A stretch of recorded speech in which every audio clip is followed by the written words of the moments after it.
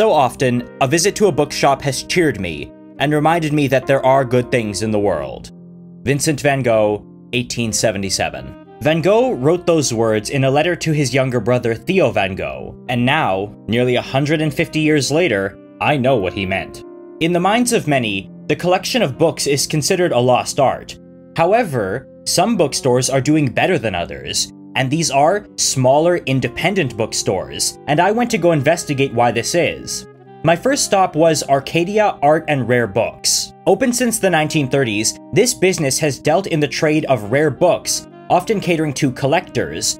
However, since the end of the pandemic, according to the owner Rochelle, she has seen a massive spike in young people coming in seeking the classics, like books by Dostoevsky and other old writers. Now, I wanted to know why this was, and I may have gotten my answer from a marketing website called eMarketer, which informed me that many people within the Gen Z demographic seek authentic experiences and want the brands they shop at to be environmentally conscious. And walking through this old bookstore, I could see what was meant by authentic. There is a genuine rawness to these bookstores that really cannot be replicated with larger big box chains. In this regard, it's no wonder that Arcadia Art and Rare Books is favored by none other than famed filmmaker Guillermo del Toro. However, the main stop on my journey across the bookstores of Toronto took me to the Monkey's Paw, a little bookstore with a very big attraction. This store contains something known as the Bibliomat,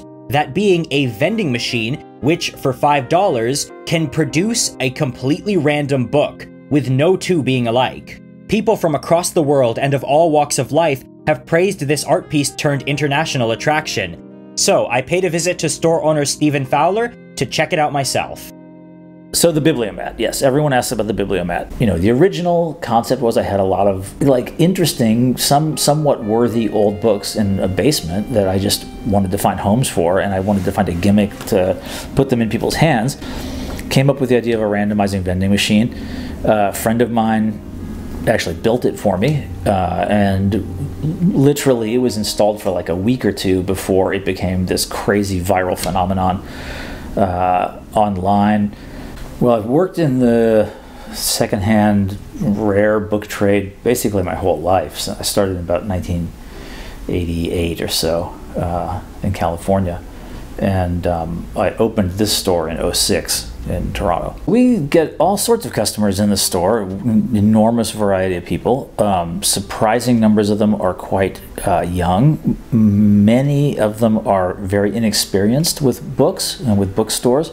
It's not uncommon to have people who, like, maybe they've literally never even been in a bookstore before, or certainly they don't have very much experience with like book shopping. And this is one because it seems exotic. It attracts people who are new to it, I guess.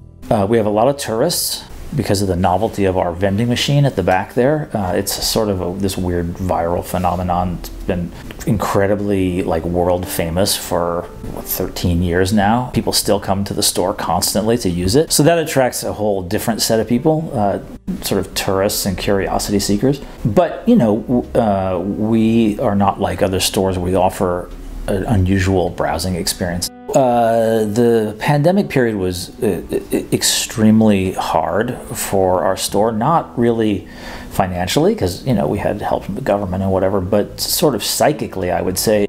It was eye-opening for me to realize that the real business, the real, like, value that we're providing here, like social and cultural value that we're offering, is a place to come and handle books, to look at books, to discover books. And when the pandemic, you know, when we were forbidden from letting people come and do that, it really brought home to me how that's actually the sort of core of the business. It's an experience. It's a space that's, you know, filled with interesting books for people to come and geek out on. And honestly, I mean, I got to tell you, I you know, it's a business, but I'm not really interested in getting rich doing this. What I want to do is have the store prosper sufficiently that I can continue having the store. That's really the goal. Anyone who's ever worked in a bookstore knows we would be kidding ourselves if we thought the only stories in the store were housed in the books upon our shelves. Here's a little secret bookstore workers throughout the ages have known. Everyone who walks through our doors has a story of their own.